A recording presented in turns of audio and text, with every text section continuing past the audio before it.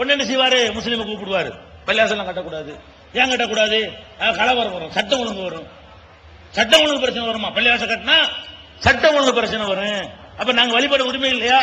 இது பள்ளிவாசலுக்கு ஒதுக்கப்பட்ட இடம் ஒரு போட போடு. 6 மாசத்துக்கு எவனும் ஆட்சேபனை பண்ணாம இருக்கான்னு நாங்க பார்ப்போம். ஒருத்தர் ஆட்சேபனை பண்ணலன்னா நீ கட்டிக்கிட்டு போ. பண்ணாம இருப்பானா? இந்து முன்னணிக்காரன் செஞ்சா பண்ணாம இருப்பானா? சங் பரிவாரம் செஞ்சா பண்ணாம இருப்பானா? இவனை சொல்லி கொடுப்பான், அடே போட்டாங்க போடு, ஒரு கம்ப்ளைண்ட் கூட கொடு. கலெக்டர் சொல்லி கொடுப்பான், போட்டாங்க, இது எங்களுக்கு டிஸ்டர்பா இருக்கும், வகுப்பு கலவரம் வரும் அப்படின்னு எழுதி கொடுன்னு சொல்லி கொடுப்பானா இல்லையா? அப்ப எங்க காசு எதுக்கு நான் சொல்றேன், இதெல்லாம் வேணும்னு செய்யறது இல்ல. மாற்றங்கள் வந்த பிறகு கூட மாறவில்லை. பயங்கள் எங்களுக்கு தெரிந்த பிறகு கூட நிறைய மாறவில்லை. எல்லாம் சமம், எல்லா மதத்துக்கும் சமம்ங்கிற ஒரு உணர்வு ஆட்சியாளர்களுக்கும் அதிகாரிகளுக்கு வரவில்லை. திராவிட பாரம்பரியத்தில் உள்ளவர்களுக்கும் வரவில்லை. அதுக்காக நான் சொல்ல வர்றேன், இந்த மாதிரியான ஒரு நிலைமை நீடித்துக் கொண்டிருக்கிற பார்க்கிறோம். அவ்வளவு வேணாம். பொங்கல் ஒரு பண்டிகை வருது. பொங்கலுக்கு எல்லாரும் இஸ்லாம் சம்பந்தம் இருக்காது. கலைஞர் என்ன பண்றாரு, சமத்துவ பொங்கல்ங்கிறார். சமத்துவ பொங்கல் சொல்லி என்னமோ சொல்லிட்டு போ, நீ திமுக காரன்னு சொல்லிட்டு போ, சமத்துவ பொங்கல் கொண்டாடிட்டு போட்டோம். அவர் என்ன பண்றாரு, அனைவரும் கொண்டாட வேண்டும். பொங்கல் என்ன, சூரியனை கடவுளாக வைத்து வழிபடுவது. இது இஸ்லாத்துக்கு ஒத்துக்கிறோமா? அவர் என்ன நினைச்சிருக்கன்னு, பல மதத்தவர்கள் இருக்கிற நாடு இது. இதுல அவங்க மத நம்பிக்கைக்கு பாதகமா இருக்கும். நம்ம தமிழ்ங்கிற பேர்ல தமிழ் திருவிழாங்கிற என்னத்தையா சொல்ல போக அது இஸ்லாமிய நம்பிக்கை பாதிக்கும்ங்கிற ஒரு அடிப்படை அவர் விளங்கணுமா? இல்லை, வேணும்னு அவர் செய்யறது இல்ல. அப்படியே வருது மரபணு, ஜீன் கடத்துது. ஜீன் இருக்கிற மரபணு தாத்தாட்ட உள்ள ஜீன் பேரனுக்கு வருமா இல்லையா? எப்படி வருதுன்னு சொல்ல இயலாது. அவர் மாதிரியே மூக்கு கண்ணெல்லாம் வந்துடும், சம்பந்தமே இருக்கு. அப்ப அந்த மாதிரி இருக்க மாட்டான், தாத்தா மாதிரி பிறந்துருவான். அப்ப எதனால பிறக்கிறான்? அந்த மரபணுல ஊறி போயிருக்கு பாருங்க. மரபணுல இது மட்டும் ஊறல, இதெல்லாம் ஊறுது. எது இதெல்லாம் இந்த பொங்கல், சமத்துவ பொங்கல் வரைக்கும் என்ன செய்கிறது, ஊறுகிறது. அப்ப என்ன பண்றாங்க, இது முஸ்லிம் பஞ்சாயத்து போட்டு தலைவர் இருப்பான், அவன் கொண்டாடாம இருக்க முடியாது. சமத்துவ பொங்கல் வைக்காம என்ன செய்ய முடியாது, இருக்க முடியாது. இல்லாட்டி கலெக்டர் நடவடிக்கை எடுப்பாரு, அவன் இஸ்லாத்தை விடணும். இப்ப என்ன செய்யணும், சூரிய பகவானை வழிபட்டால் தான் அவன் என்ன செய்ய முடியும், பஞ்சாயத்து போட்டு தலைவனா இருக்க முடியும். சூரிய பகவானை வழிபட்டு பஞ்சாயத்து போட்டு தலைவனா இருக்கலாம், முஸ்லிமா இருக்க முடியுமா? அப்ப இஸ்லாத்தை நீங்கள் விடணும் என்பதற்கு அவர்கள் அறியாமல் சாதாரண உத்தரவு போடுகிறார்கள். இதுல உள்ளதுலேயே இந்தியாவிலேயே நல்ல மாநிலம் தமிழ்நாடு தான். நல்ல விளங்கிக்கிறேன்னு, இது இப்படின்னா மத்தெல்லாம் இப்படி, இது இப்படிங்க. தமிழ்நாடு தான் அந்த வெறியெல்லாம் இல்லாது, வேணும்னு விஷமத்தனமா செய்வது இல்ல, பகுத்தறிவோட சிந்திக்கக்கூடிய ஒரு மாநிலம். இங்கேயே இந்த நிலைமை இன்றைக்கு இருக்குமே, ஆனால் வேற மாநிலங்கள் நிலைமை எப்படி இருக்கும்? 60 ஆண்டுக்கு முன்பு எப்படி இருந்திருக்கும்? புரியுதா உங்களுக்கு? அப்ப இந்த மாதிரி நம்மளை ஒரு வகையில் வைப்பது இல்லை. எந்த ஒரு விஷயத்தை நடத்துவதாக இருந்தாலும் அரசு அலுவலகங்களை ஆயுத பூஜைன்னு கொண்டாடுவான். ஆயுதங்கிறது மனுஷன் கண்டுபிடிச்சு, அதை ஏன் பூஜிக்கணும்? ஆயுதத்தை நம்ம தானே தயார் பண்றோம், அதுவா நம்மளை தயார் பண்ணுச்சு? முஸ்லீமுடைய பார்வை என்ன? ஆயுத பூஜையை பற்றி உங்களுடைய பார்வை என்ன?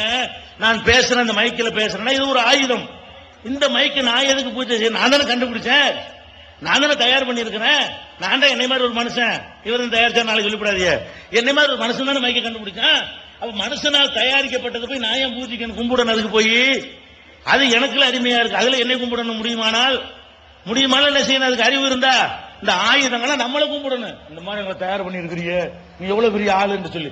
அப்ப இவங்க என்ன பண்றாங்க, அரசு அலுவலகங்களில் இருக்கக்கூடிய ஒரு ஊழியன், முஸ்லிம் ஊழியன் ஆயுத கொண்டாடாவிட்டால் அங்க அவனுடைய நிலைமை என்ன? அவன் எப்படி பார்க்கப்படுவான், எப்படி நடத்தப்படுவான்? ஏன்பா ஒரு ஆயுதத்தை போய் எதையும் நாங்கள் அல்லாஹ்வை நாங்கள் யாரையும் வணங்க மாட்டோம், மனுஷனை வணங்க மாட்டோம், தலைவனை வணங்க மாட்டோம், செத்தவனை வணங்க மாட்டோம், உசுரோடு உள்ளவனை வணங்க மாட்டோம். எங்களை போய் தராசையும் மம்மட்டியும் கடப்பாரையும் கோடாலையும் வணங்க சொல்லி என்னப்பா அப்படின்னு கேட்டான்னா என்ன நடக்கும் நாட்டில்? இப்ப இப்படி இருந்தா எப்படி யோசிச்சு பாருங்க. அப்ப என்ன நீங்க புரிந்து கொள்ளணும், நம்ம ஒடுக்கப்பட்டோம், அடக்கப்பட்டோம், நசுக்கப்பட்டோம் என்று சொன்னால் அது நாம வாய் திறந்து பேசாதது காரணம். எப்ப எகிரி அடிக்கிறோமோ அதுக்கு அக்கிரமத்துக்கு போகக்கூடாது, அநியாயத்துக்கு போகக்கூடாது. நமக்கு அநீதி இழைக்கப்படும் பொழுது என்ன நடந்தாலும் சரி, செத்தாலும் சரி நிக்கணும். ஒரு முஸ்லிம் எப்படி இருக்கணும், நமக்கு அநீதி இழைக்கப்படுமையானால் அநீதிக்கு பணிய மாட்டோம், நியாயத்துக்கு கட்டுப்படுவோம். நியாய நேர்மையா தெருவுல போற கொஞ்ச நாள் கட்டுப்படுவோம், அநீதியா நாட்டின் பிரதமர் சொன்னாலும் கேட்க மாட்டோம். இப்படியான ஒரு உத்வேகத்தோடு நீங்கள் இருந்திருந்தால் பறித்திருக்க முடியாது. இனி இப்படி நீங்கள் இருந்தால் உங்களுக்கு தராமல் இருக்க முடியாது. நல்லா வழங்கிக்கணும். இந்த உறுதிப்பாடு உங்களுக்கு இருந்தால் இடஒதுக்கீடு தராமல் இருந்துட முடியுமா? முடியாதீங்க.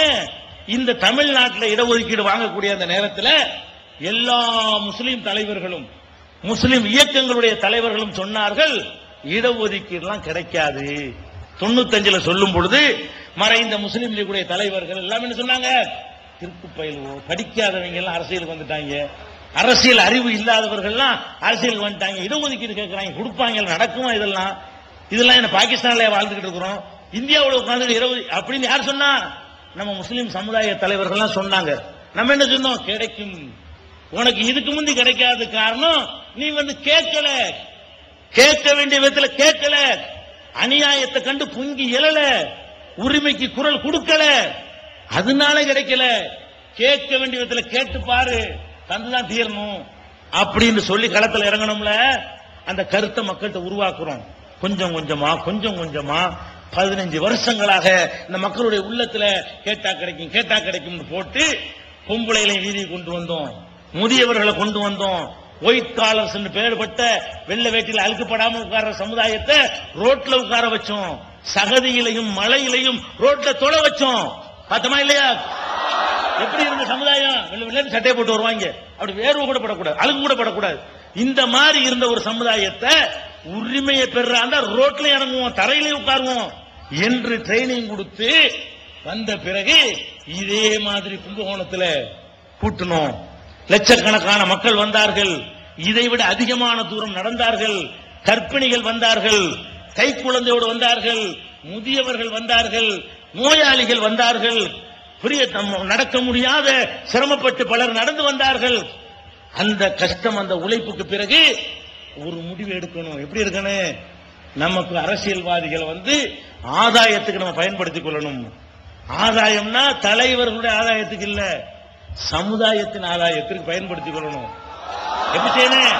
நம்மள்ட்ட இருக்கிற வாக்குங்கிற அந்த ஆயுதத்தை, அரசியல்வாதிகள் இருக்கிற உறவுங்கிற அந்த ஆயுதத்தை எதுக்கு பயன்படுத்தணும்? உங்களையும் என்னையும் சேர்த்து தூக்கி விடுவதற்கு பயன்படுத்தணும். என்னைய தூக்கி விடுவதற்கு பயன்படுத்தினால் உனக்கு கிடைக்காது. நம்ம எதனால இடஒதுக்கீடு கிடைக்காம போனதுக்கு இரண்டாவது காரணம் என்ன? நமக்கு சில தலைவர்கள் வந்தார்கள், அவர்களும் மாநாடுகள் போட்டார்கள். எந்த ஒரு கட்சியை நான் குறிப்பிட்டு சொல்லவில்லை, ஆனால் நீங்க எந்த ஒரு கட்சியை வேண்டுமானாலும் உங்கள் மனக்கண்ணில் ஓடவிட்டு இப்படி நடந்துதான் நீங்களே பார்த்துக் கொள்ளுங்கள். பல மாநாடுகள் முஸ்லிம் தலைவர் நடத்தினார்கள். எப்படி நடத்துவார்கள்? அந்த மாநாடு நடத்தும் பொழுது அவர்கள் ஏதாவது ஒரு பெரிய கட்சியில கூட்டணியாக இருப்பார்கள்.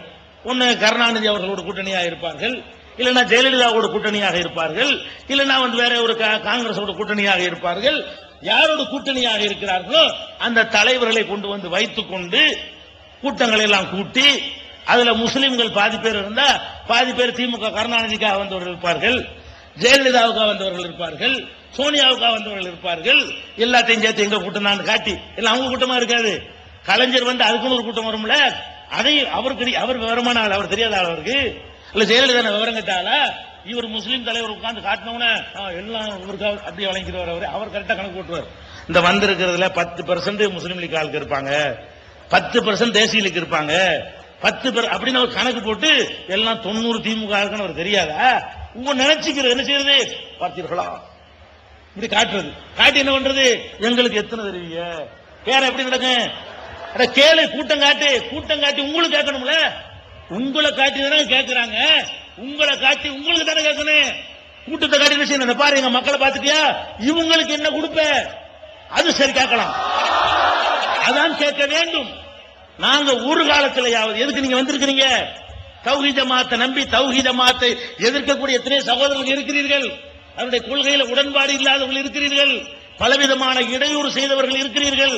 ஆனாலும் நம்பி வந்தது காரணம் எங்களுக்கு தெரியாம இருக்கிறோமா? எங்களுக்கு தெரியும். எதுக்கு வந்தீங்க? இவங்களை எங்களை காட்டி அவங்க வாங்கிட்டு போக மாட்டாங்க.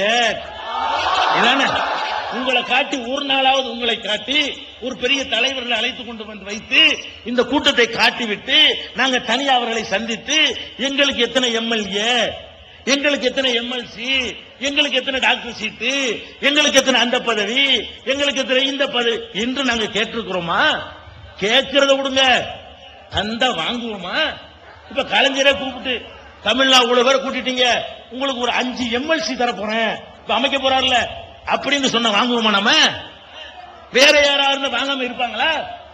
இப்படி கூப்பிட்டு நம்மளை கூப்பிட்டு சொல்றாங்கன்னு வைங்க, கலைஞரை சொல்றாரு 5 எம்எல்சி தமிழ்நாடு தொகுதி ஜமாத்துங்கிறார். எங்க மக்களுக்கு 7% கொடுங்க கேட்போம். நாங்க கேட்போம், இந்த 5 எம்எல்சி வேணாம், 350 எம்எல்சி எங்களுக்கு வேணாம். எங்களுக்கு என்ன வேணும்?